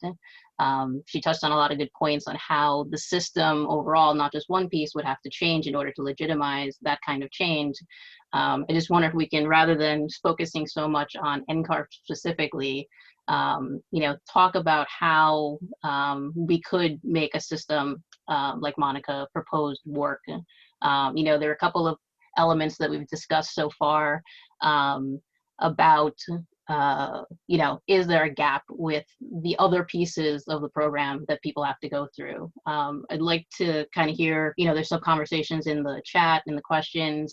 I'd like to hear as we can talk about how that could really start to work. You know, if someone were to say, hey, I want to pilot this, because it sounds like, you know, in a lot of the stats that we're seeing, in a lot of the conversation we're having, a lot of the choice is within the states themselves. So if the states were to have a choice, what are we proposing? What could we propose that would be a different system? So I can take a stab at that from the architectural education point of view. I mean, I heard so much that that practical training is necessary because schools are not really providing graduates with what they need. And the truth is that the NAAB process is very, very rigorous. And if we truly believe that the schools are not providing what graduates need, and we're clear about what graduates need, we already have a very strong mechanism in place that can implement it. It would be implemented in one accreditation cycle. So all those gaps that we perceive as being in architectural education, because of the structure of the NAAB and because of all of, I mean, the schools work very hard to pass those accreditations, right? I mean, if you tell me these are 15 points that you have to hit in the next accreditation by golly, I'm going to incorporate them into my curriculum. And I'm not alone on this. Every school does this. I have been in visiting committees for the NAAB, and I have gone through accreditation at the University of Michigan. I'm about to go in accreditation at Princeton. So I know what I need to include in the curriculum. And we do twice a year, we check that we're in the right path. So the system is there. So if the NAAB was very clearly, if we had a very clear delineation of this is what the schools need to include in order to eliminate practical training, it can happen in one accreditation cycle because the structure is there. The exam, I'm not as familiar with what the current challenges are in changing the exam, but we already have an exam in place. The exam changes all the time. We pay a lot of money. Our students pay a lot of money for taking the exam. Like, we would be happy if you told us your students are going to take the exam the July after they graduate. We will make sure that our coursework will align with the exam so that the students could pass the exam in the July after graduation, like every law school in America does. The nice thing about comparing it to law school is that law schools actually in the United States, they publish what percentage of their graduates pass the bar exam on the first try. This is, you know, this is not a current practice. We don't align passing the ARE with your architectural education. I would love for us to move to a system that actually align these two things, and we encourage our students to do it right away when you finish your architectural education. It will restructure how we do things in architecture schools, but I don't think it's going to change dramatically what we do, actually. I think it's very close to what we want to do anyways. So let's explore this idea, and if you combine Andrew's idea with LoriAnne's idea, with Monica's idea, think of it as more of a medical school system if you have your 5-year design thinking degree, but then you continue on for those 3 more years and do that practical experience within the regulation of NAB, and you have partner firms that agree to be regulated under the NAB accreditation system, much in the way that medical schools have oversight and regulation, do you think that there would be more fairness in the system where you think that everyone would be coming to ARE from the same place? Do you think that we can only deal with New Jersey because we're New Jersey, it's a big problem. So I don't think that the comparison to medicine is helpful in diversifying the profession. I think that the comparison to medicine raises the bar higher and makes it even more difficult for somebody to receive licensure. And we need to remember that when you do practical training in medicine, you're doing it in a hospital. You're not doing it working for a private little doctor firm that serves, there is a dermatologist office serving a community. You actually are part of a much larger system, a medical hospital system that is across the country. And actually you get placed in the hospital. You don't even choose which hospital you're going to. So I wouldn't use medicine as an example of what we should be doing within the discipline to diversify the discipline. I think it would make the bar much higher as opposed to make it more accessible. So Razan had pointed out, I'm going to let you explain your point that you just made in the chat. Yes, so there was a rule that was passed recently that requires that law schools, in order to maintain their accreditation, have to have 75% of their graduates pass the bar exam within 2 years. That's great. I think that kind of accountability, I feel solves both of those needs. I mean, I think, Monica, you might be the only Dean of Architecture I've ever heard that wants to get that kind of measure. And because then what I've heard is that you want to have the freedom to teach architecture and not have to create your program so that you pass the exam. So I heard that so much that I'm just surprised you're advocating for that. I have never heard that, actually. We all want our students to be successful, and we want definitely our Black students and our Latinx students and our Native people students to be able to get jobs and to be able to succeed. So I have never had a dean or even a colleague to say that they do not believe that architectural education should prepare students to pass the ARE. Well, what I heard is that they don't want the ARE to be the I certainly would have passed the ARE if I had taken it the summer after I graduated. It was not an option when I graduated from school. But a lot of what we teach in school is what ends up in the ARE anyway. So. One of the greatest predictors of passing the ARE is actually when you finish the AXP, and you can find it in MDTN, that if you take the ARE while you're at the same year you're finishing your requirements is when you're most likely to pass it. So this is what I talk about when I talk about different independent variables, that we cannot really isolate one requirement as the root of all evil. I'm saying NCARB is welcoming the conversation and is ready to challenge all of its programs. In fact, we're actually currently conducting a new analysis of practice that's gonna go further into analyzing all of these data points so that we can make decisions that are based on evidence and research, and not even if we were able to convince committees to present an idea of removing AXP altogether, then it would take an enormous amount of effort to convince and provide evidence to convince the licensing boards to adopt such a change. But we are welcoming the conversation, and if you see in the near future an analysis of practice request for a survey, please don't ignore it, because we're really looking for diverse people to answer these important questions. I have a question for Monica.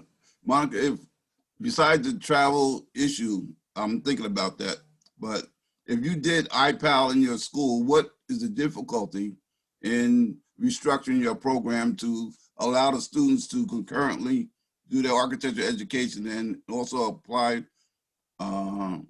get the practical experience and prepare for the ARE while they're in school? What will be the difficulty besides the travel?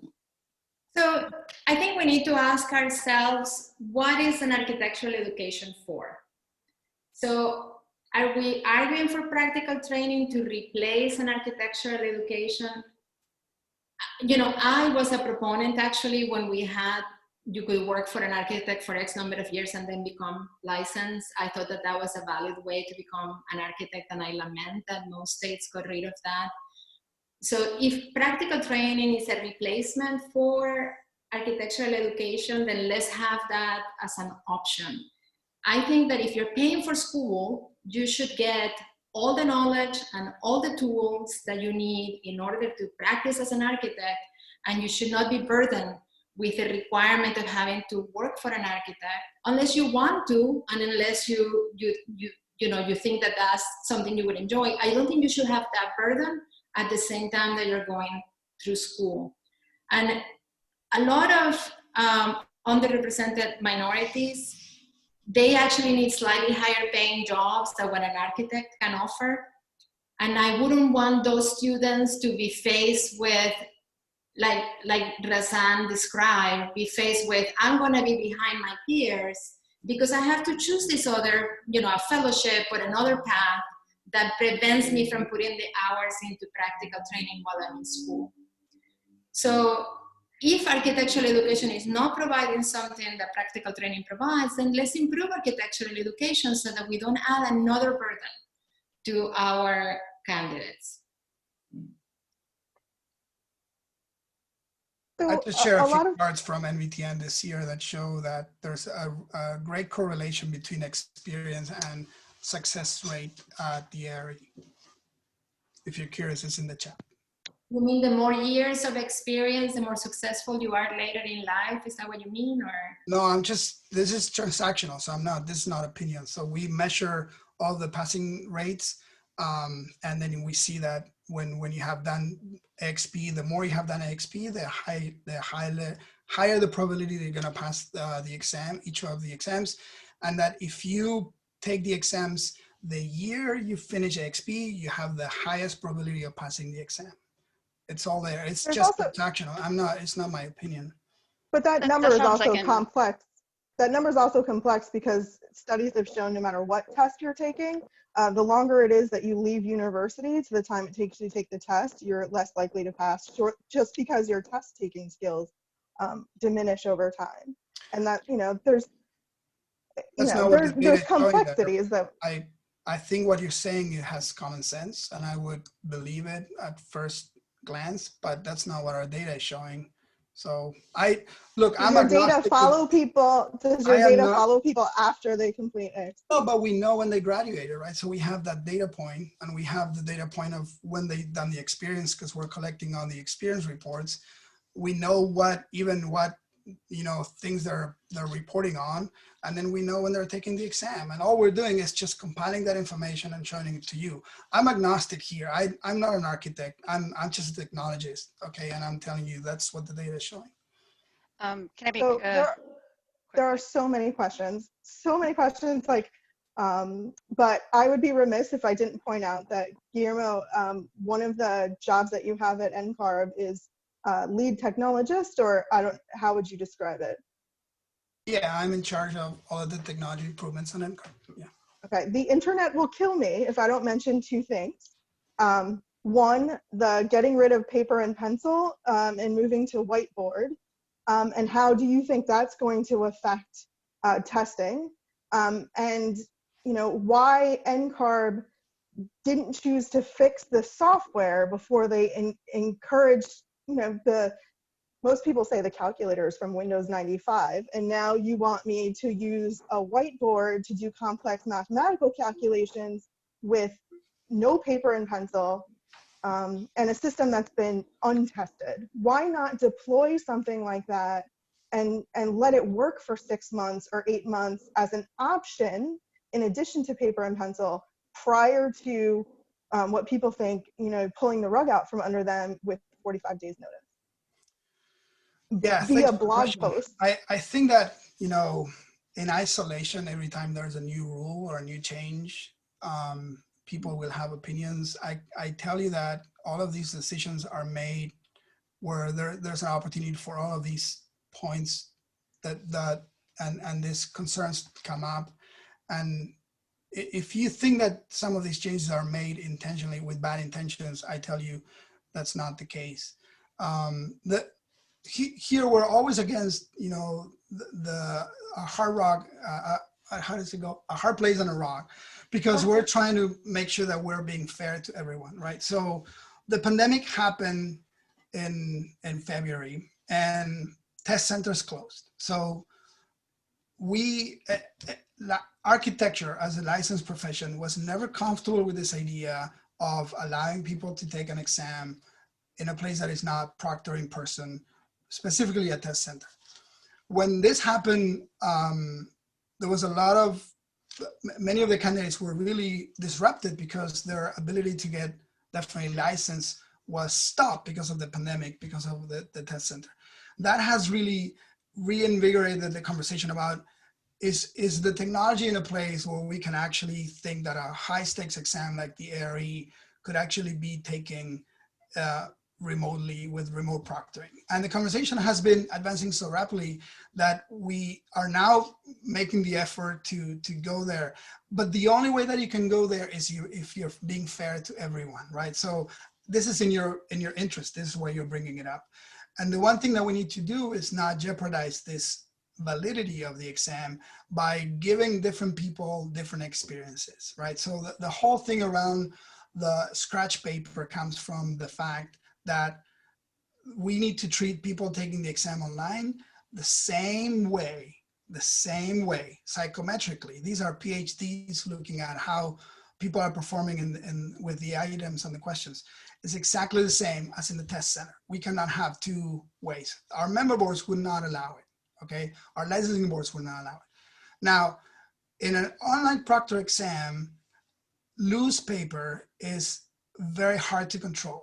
And you can understand that it takes millions of dollars to create the questions using architects like yourselves to come and write questions that then are put through 3, 4, 5 revisions, tested with live candidates, and psychometrically analyzed to make sure that they're differentiating the people that know and have the KSAs from the people that don't know in a good and fair way. And we cannot, the last thing we can do in trying to accommodate a new world with a pandemic and the new world of people maybe testing remotely is to jeopardize that validity of the exam. So one thing that we need to do is make sure that there's a clean desk for people that are taking it online. And if you are going to impose this rule for online test takers, we need to have the same experience for the people that are in the test center. So trust me, the examination committee has a lot of smart people in it. They're all licensed professionals, licensed architects. All of them brought this thing up. This decision is not being made with bad intentions or lightly. It's just that you have to navigate providing the candidates the greatest experience we can, but at the same time, regulating and protecting the exam that we have.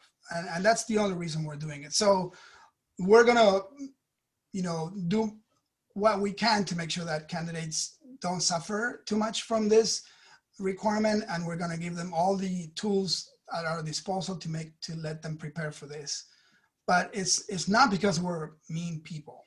Actually, it's progress. We're moving forward. And back in the day when you went from paper and pencil to the CBT, the exam on the computer-based exam, the same pain points happen. Every time there's change, there's pain points. And then when we move away from the vignettes, the same thing happened. And when you used to report your experience in paper, and 6 months after you sent a paper form, you would be notified that it was wrong and you had to do it again. And we moved to online experience reporting. There were pain points. And we keep growing and we can push it and we keep learning. And we welcome all of you at the table when we make these decisions.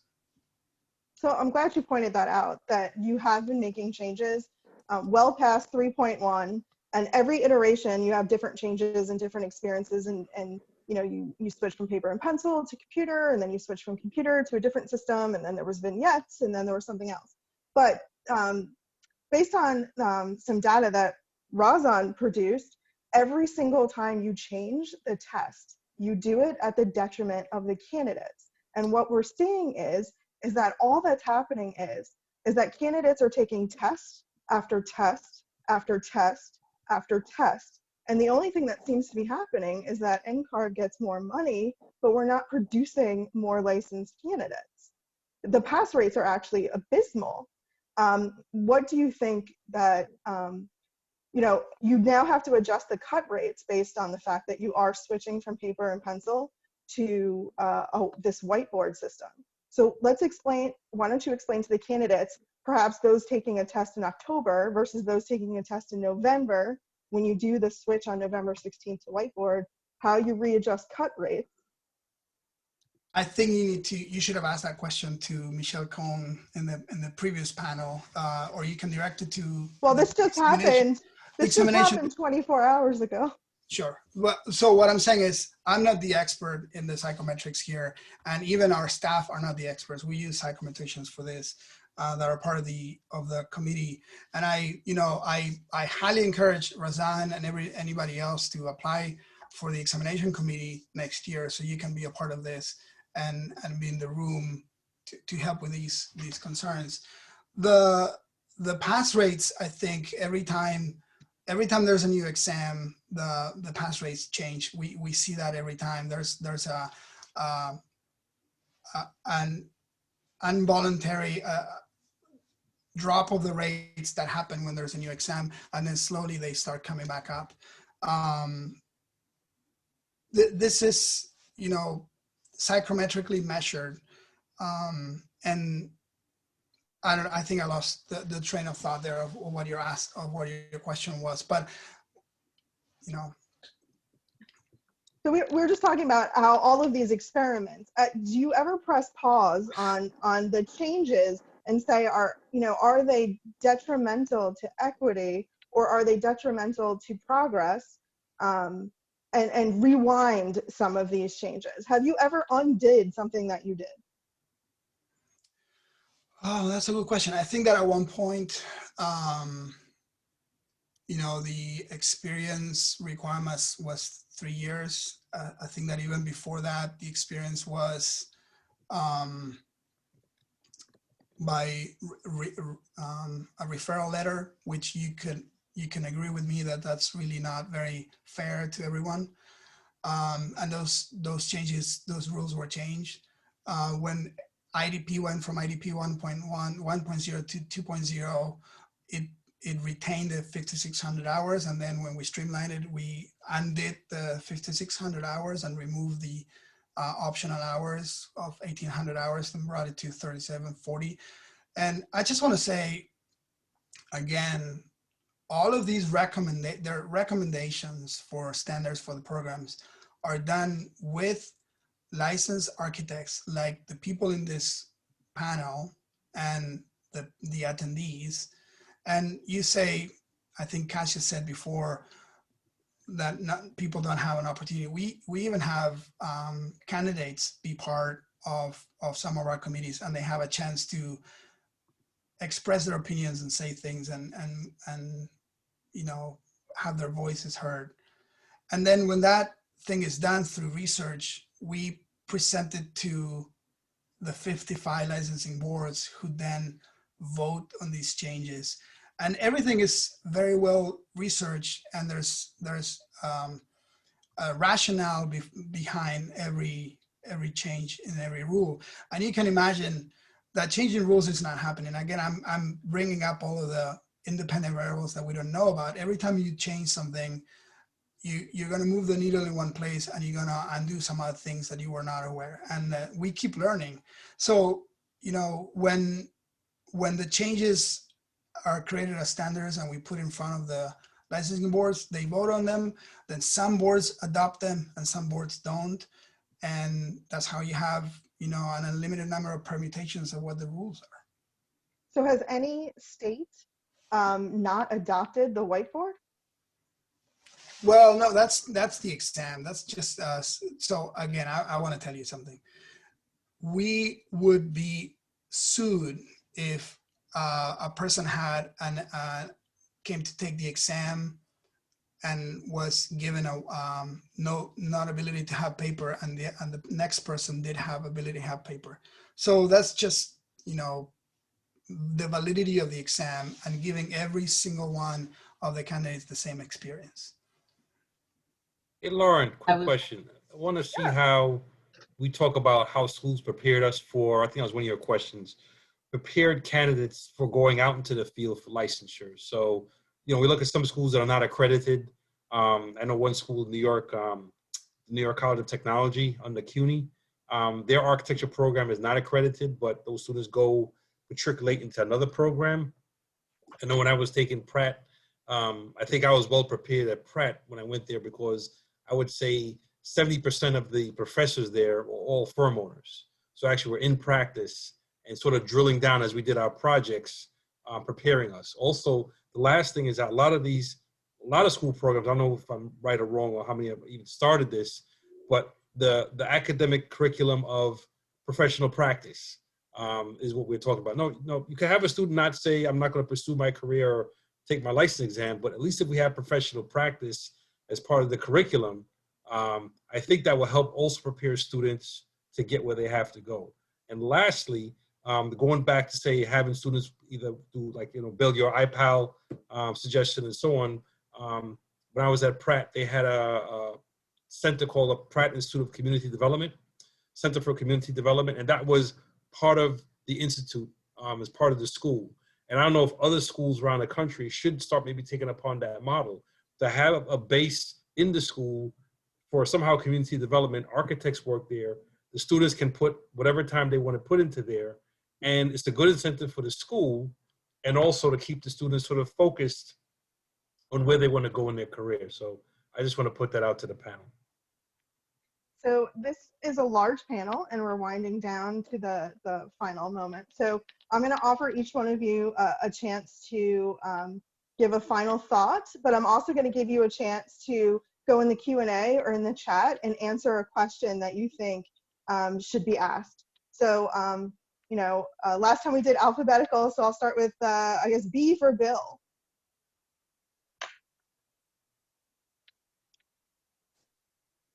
I enjoyed this conversation this evening. One of the things I'm looking at, I'm talking to the New Jersey State Board. I'm in conversation with them about all these issues, about equity and testing and licensure and so forth. I may, depending on, I may testify in the public hearing section on October 8th. So I'm working towards that, but I'm talking to them. I also want to get involved with NCARB to see what committees I may want to volunteer for, but you want to make a change, you got to get in the game and make the change. So talk is one thing, but you got to put your talk into action. So I'm looking forward to any committees that NCARB has, and I want to volunteer my time to try to make a difference in the discussion that we had tonight. So have you seen any questions in the chat or in the Q&A that you think are important to address? Well, the main thing is cutting down the time. You know, I really want to investigate more about this. I'm really into supporting the IPAL, and I found that some of the HBCU colleges are not involved in it, and I want to know why. I called my school today, Howard University, and I want to know why. What are the barriers for them to get involved in this program? But this is something I feel can help the students and cut down the time that they have to get licensed. So this is what I want to study further and see. I want to try to address the question that Monica and Razan had about the distance. If the distance is too far, how we can help. But I want to see how the architectural community can help, you know, the students as well, to be supportive of them and to help them. If they can't get required hours in a certain firm, then maybe some of us can step up and like form a jury to get them scenarios to help them get licensed. But there's creative ways that we can do it. So I always want to overcome barriers. So I think the architectural community can help the candidates for licensure. So we did talk in a panel previously about different ways that we can help our member firms, be more supportive of candidates, either by creating, just a list of firms that are willing to help, that if you're not getting those hours, maybe you need to seek out a firm that is committed to helping you get those hours.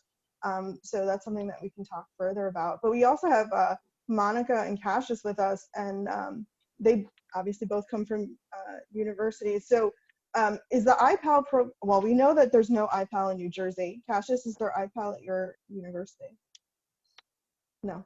There is another issue that we haven't discussed, that it relates to IPAL and it relates to practical training, and is that we know from universities that have embedded 1 year of working for a firm as part of their architecture program, like RISE, for example. We know from those firms that the successes of those programs are directly tied to the economy.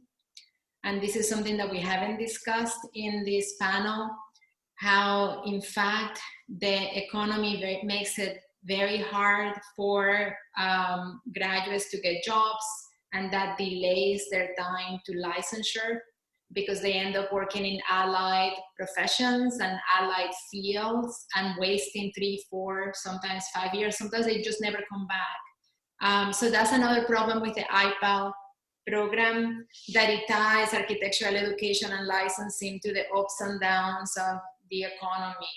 So while I'm not against practical training, I just think we need to decouple the idea of practical training from the right to become a licensed architect. And we need to find other ways to provide knowledge to our students. If they're paying for architectural education, if they're paying for taking the exam, by golly, let's give them what they're paying for. So I forgot Abigail. Abigail is A on our list. Do you have any final thoughts, or is there a question in the chat or the Q&A that you think that we absolutely should address? Well, I think that a lot of what we talked about here,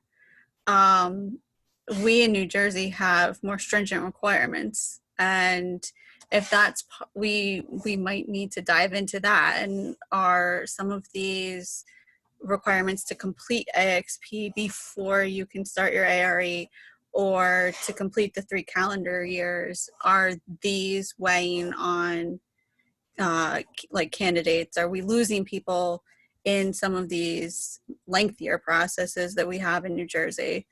So I think, like, we talked about these at the minimum level, but we might have something totally different going on here that might be worth diving into even deeper. Yeah, I agree with a lot of what Abigail just said. I personally felt that I finished my IDP at the time before the 3 years was up. So I had to sit and wait for the 3 years to finish. So I fully acknowledge that New Jersey is not we're usually a forward-thinking state in a lot of ways, but I think in this particular area, we're not necessarily a forward-thinking state. I'd be interested to know what the landscape is around the country, and if there is a state that's a little bit more flexible where other programs could be piloted. I do believe strongly in the ability to have different paths. I think the path that we've been focused, heavily on in the conversation has been a path that we all understand, that goes from AXP to ARE and the challenges that are within that. I was very intrigued by one of the links that Razan posted that kind of shows the trend over time. And I think it speaks to the issue of needing more data, because we're focusing right now on NCARB data, which requires people to interact with NCARB. And there's a whole story to the people that are not hitting those points at the NCARB process. And I don't know who it would be, But I think it would be interesting to see if there was a larger data set that the specific NCARB elements of the milestones could be plotted against to see what other influences there are, because it's not just insular to the NCARB experience, it's about us as a profession and the other things that start to interact with us as we go through the process.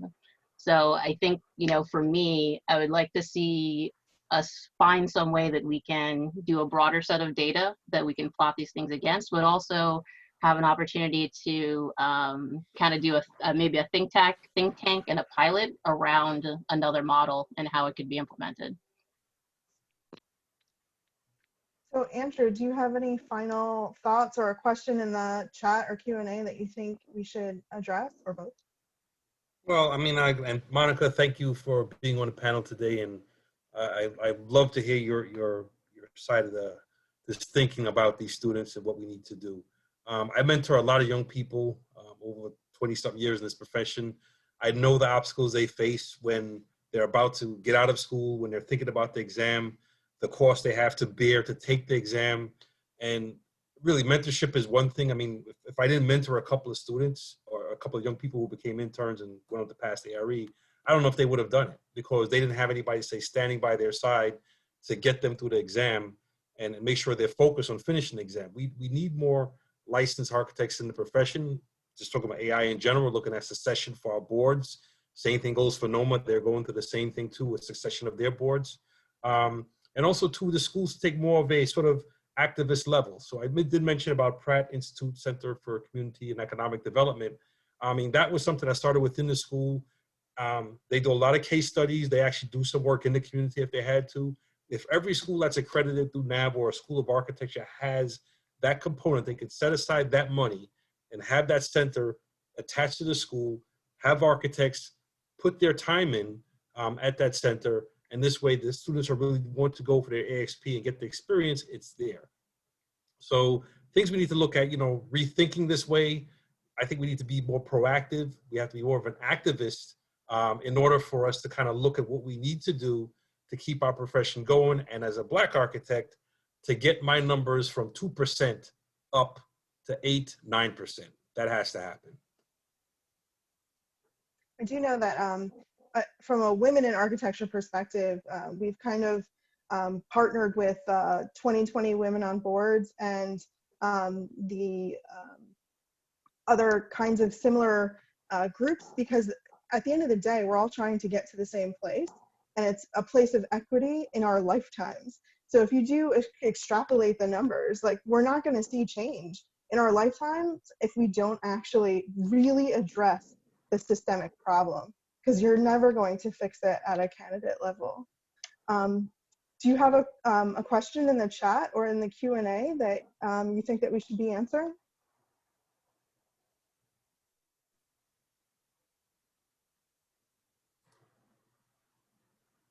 Who were you asking? I lost. Oh, Andrew. Oh, I'm sorry. Well, I think just go into the schools in general and then, you know, figure out how they're structuring their programs. I know Monica has her, you know, her stance on what she needs to happen, but talk about these other schools, what they're doing, number one, for the diverse student body, okay, and how to move that along. I think is one of the questions I saw about, you know, what are those schools doing to diversify that student body to make them successful once they get out of school to get to the AXP and pass the ARE. You know, that's a point I like to see happen. So Monica or Cassius, do you want to answer that question? I mean, I have been very outspoken about the fact that the numbers in schools do not match the numbers that they don't reflect the diversity of the country. And Princeton has taken a very strong stance on this. Our numbers do look like the rest of America. We work very hard and we've done this very fast. And I've challenged my peers to do the same. And we challenge ourselves to sustain it over a long period of time as well. But I want to make sure that when our students graduate, they can become licensed architects and they can practice architecture. Nothing saddens me more when I speak to my students from Harvard or my students from the University of Michigan, who are not white who tell me that they did not get a job, that they decided to have kids, that they, you know, that they made choices, or life made choices for them that took them away from architecture. So, you know, the built environment is not in great shape. I think we can all agree on that. And we need more architects with more points of view than ever, so that architecture can serve, you know, all communities, not just few communities. So yeah, change has to happen, of course, in architecture schools, but we need to make sure that as we change architecture schools, there is actually a profession for them to go into. Lauren, if you were asking me too, I think, so Tulane is 5% of our students are Black at the school and at the university. I run a program where 20% of our students are Black, still not adequate, but I think the difference is that the program that I'm working in is much more like the program that you talked about at Pratt, which is really a model for other architecture schools of community engagement, where the work and the education has to be relevant. And if we're not, you know, if we're not working in certain communities, then we can't expect people from those communities to want to come to our school to learn about how to make things better. So I think that's something that we've tried to do as a school, but it's a work in progress, and we've redoubled some efforts recently to do that. So Cassius, it's your turn. Do you want to leave us with a final thought or potential solution, or or answer some questions in the chat? I think I was thinking about the whole point of this whole series is really about equity, and I think there's so many other discussions happening now. We can talk about licensure anytime, but what has been important, I think, to me, but to the current discussion about race and equity and justice, is that I feel there's been a much greater focus on systematic change, that it's not, you know, we're not looking at bad people. So, you know, Guillermo mentioned, like, these aren't bad people designing the system or trying to make it work. We're all trying to make the system work better. But we're also not looking at the good people. We're not saying, well, here's somebody who made it, so why can't everybody do that? I think the emphasis on what's the systematic change, assuming that nobody is, that people are not broadly trying to have bad outcomes, but that we consistently get those bad outcomes, even as people are able to succeed individually. And so it's the system that's been important to me to look at. You know, I've mentioned, I think the governance of IDP is radically different from how we govern the schools. I think that may be a factor, but the bigger picture and the takeaway for me from the research, the only research I'm aware of on IDP, and so I mentioned that, is that it wasn't that tweaks needed to happen. It was that the system was fundamentally flawed because there's a conflict of interest and inherent in asking interns to get this training from firm principals out there who have no accreditation, who have no training themselves, who have incentives both to make it easier, hey, I'll sign the form, get out of my face, and to make it harder. Hey, you left the job early. I'm not going to sign the last 6 months of your form. So I think that the idea that there's a capriciousness about the ability for an individual to go through a system that we have put in front of them is I think a problem. And I don't think changing 6 to 9, tweaking things, even eliminating all of the kind of elective hours that were put there, presumably based on some research, although maybe not. That's not changing the fundamental conflict of interest that's at the center of the AXP program. So I think that would be the one thing that I would hope that we can continue to focus on. As far as questions, there was a comment about from Lee Pfeiffer. I think I don't know who she is, but about a specialized program. So I think one challenge might be that we have one license for architects to go out and do community-based work that might be important, as well as to build airports and hospitals.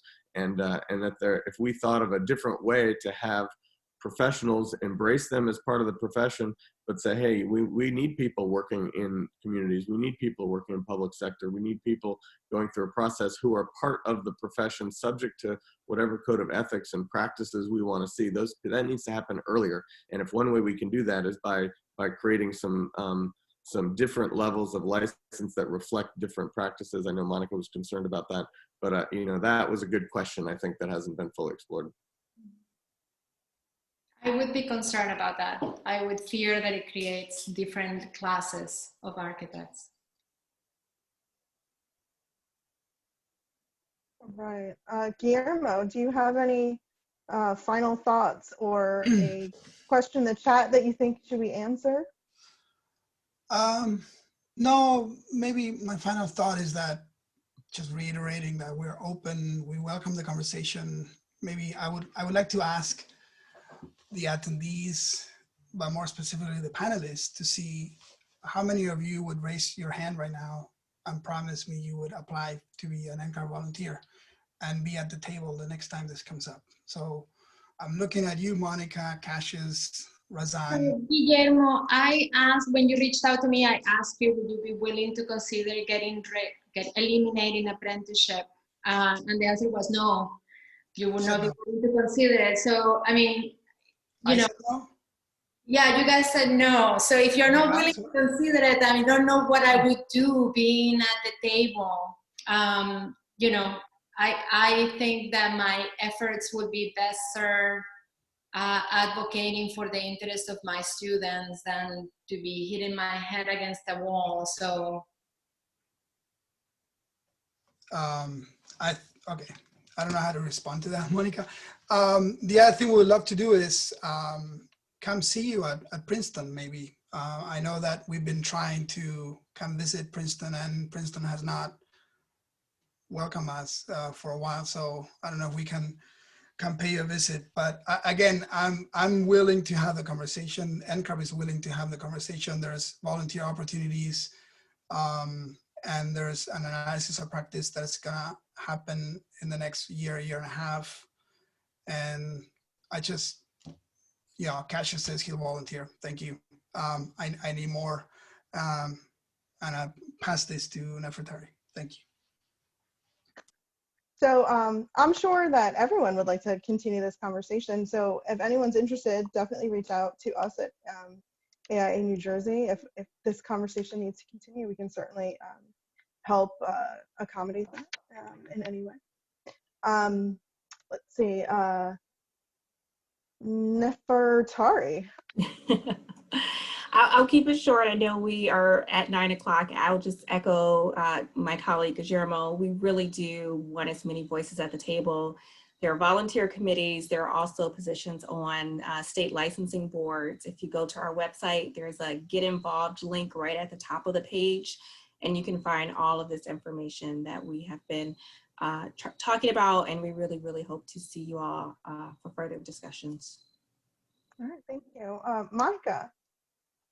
Oh, I think I already said what I wanted to say at the end. This is really wonderful that all of you are willing to engage different points of view and really face what I consider are endemic and systemic issues head on. I think it is important, if we are going to truly have change, that we have difficult conversations and that we consider true change. Thank you. And was there a question in the chat that you thought we should address? I've been answering questions in the chat. I'm so sorry. I thought that's what we were supposed to do. No, that's fantastic. No, and I'm sure the attendees definitely appreciate that. LoriAnne, do you have any last thoughts? Or Yeah, I mean, I think I echo what everyone else has already said. You know, it's a great conversation, a challenging conversation. I think sometimes the only way through is to kind of break it down and work through it. So with any of these solutions that we're talking about, even if they're radical for what we think about normally, I would love to see, you know, us try them out somewhere and take a look at how they shape out and how they shake out. You know, I think there's so many pieces to this, and if, you know, we can, as we started to do, get involved and kind of better understand how they all come together, I think that's going to be key to getting a better outcome. Because I think fundamentally we all want what is best, and think that the path that we're on may be the best path. So I really think it's a matter of trying it out, getting a broader picture of what's actually happening, and making decisions based on that and not necessarily assumptions. So thanks to everybody who's been on these panels. A great discussion. All of this is very active and a little bit overwhelming as I read the chat and the questions and so on and so forth, but it's been a very active and exciting discussion. How about Razan? Do you have any final thoughts you want to leave us with, or maybe a question in the chat that you think we should discuss? Absolutely. I also want to thank you for including me on this panel, all these amazing people.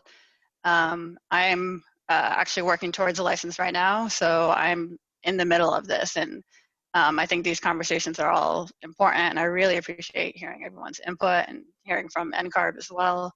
I think for me, because I came from another career, another industry, and was changing tracks, that when I made the decision to pursue architecture, there was a lot of research and there was a lot of thinking before entering that process. And so I did a lot of research from the information that I could find at the time, and had an idea of how long it would take. So I knew how long the minimum requirements were. Did I understand how long it actually takes, what the averages are? I did not. And so I think for me, that's why data is so important, and understanding the data. And I think also I come from a technology background, so understanding the biases that are in data and the way it's presented, and how can we kind of go beyond that to get meaningful information from that data. You know, I've spent a lot of time on the NCARB by the Numbers website. I do appreciate it very much. I do think that more data could be provided, just in the sense that a lot of it is graphics and charts, but for a lot of them, you cannot download the source data. And I understand that there's probably security behind that or reasons for that, but I think if that information could be scrubbed and released as a database that people could query and create their own visualizations from, then a lot of these kinds of questions that we could have hard numbers to answer those questions. So, you know, how successful is IPAL? Or if we do this and that, we can look through the data and actually start to understand some of that a little bit more. I will say that I did ask about the NCARB think tank, and I was told that it was being skipped this year. So maybe that's something to look into in the future. I think that's the only thing I can do is not license or a candidate at the moment. But I also just kind of wanted to mention too that I've seen in a lot of other industries that I think we should be a little bit careful about the kind of work that we ask people to do on a volunteer basis, especially when it comes to equity and it comes to diversity and these structural changes. That's a lot of time and effort that goes into serving on these boards. And a lot of times it's those same groups of people that can't spend that kind of time on a volunteer basis to help make those changes. So I think that's just something that we should recognize, is that people should probably be compensated for that time and work. And then I think the final thing that that I would say also is I definitely agree with the conversation earlier about reaching out to state licensing boards and jurisdictions. I know we didn't really get into it, so I wasn't going to kind of go into the what's it called, the ARPL, I think, or the group that NCARB and AIA and other groups are part of, which kind of you know, advocates for the importance of licensure. And so if we do think that licensure needs to change, I think there's been some states that have gone down the route of considering loosening licensure requirements. And so in response, you know, NCARB and AIA as well and other organizations are advocating for maintaining those licensure requirements. So understanding that, in my opinion, nobody is neutral. Everyone has an opinion, and they're all, you know, is advocating for something, and so we should also make our voices heard as well. Thank you. Thank you so much. William, last but certainly not least, you've been so quiet on this panel, but I know that you have always left us with wonderful food for thought. You're muted. Muted. Hello, everyone. Thank you for having me. This was a great discussion. It's good to see some familiar faces and some new faces. So in terms of what we were discussing today, I'm going to sort of piggyback off of what Bill Brown said. I mean, everyone said a lot of great things, but I feel as though you have to be in it to sort of to make changes. So I believe as a individual that's in the business of architecture, joining your local licensing board and sort of being involved is probably one of the first steps as a professional in the business, you know, as well as a firm owner. They should be able to be in tune to the students and also be able to assist them in getting their licensing. Don't overload them with extra work, but you know, give them advice and help them along the way. So this was a great discussion. I'm really appreciated to be on the panel, and I'd like to hear some more stuff from NCARB. There were a lot of things that even I had some questions on in terms of, you know, exams and how we're going from paper to a digital format, and there was also some questions on who regulates NAB, you know, in terms of are they getting audited? You know, these are the people that sort of go into the licensing accreditation for schools. So who regulates what they do? I mean, who's tapping at their desk and to see how are their procedures, or you know, what are their procedures and what their criterias are for accreditation for schools. I believe that there should be more accredited schools in architecture, and I believe that there should be, you know, more firms that are willing to accept students from these places as well. So I think that's my 2 cents for today, but there's a lot more questions than answers. But I believe that at every level, everyone is responsible, from the students all the way up to the professional level. If we're going to make the profession grow, I believe that everyone has a responsibility to do their part. And I believe that it will change once that happens. There's a lot of changes that will need to take place, but it will take a large commitment from everyone. So I'm gonna take a minute to thank each and every one of our panelists. This is one of the largest panels that we've ever had, and you all handled the really tough questions. So I appreciate that. We're never gonna solve the problem unless, you know, we really dive deep into it, and it's a really uncomfortable position to be in. So, you know, I appreciate each and every one of you for, you know, allowing us to put you in the hot seat as we try and navigate these waters to fix a problem that's been around forever. But I think we're all here because we have the same goal, and we all want to fix problems with equity in our industry. And we all come at it with a different point of view, which makes all the ideas even more valuable. So I hope this is just the start of the conversation and not the end of it. So please reach out to us at AIA New Jersey, and we can keep this conversation going. If you have a solution that you think that we should you know, review or consider, please give it to us, because you know, the best ideas are going to come from the most unusual places. So thank you all, Guillermo and Razan and Bill and Nefertari and Monica and Cassius and Abby and LoriAnne and Andrew and William and John for making all the stuff happen in the background. So thank you all so much, and we'll see you in 2 weeks. Thank you. Bye. Thank you so much, Laura. And